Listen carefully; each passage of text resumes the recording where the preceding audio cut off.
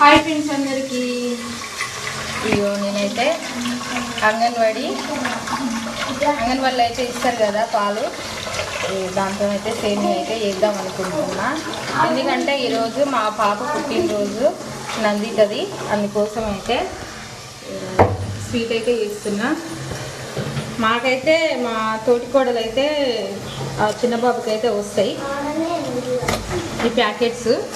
అయితే మాకైతే ఒక ప్యాకెట్ అయితే ఇచ్చింది.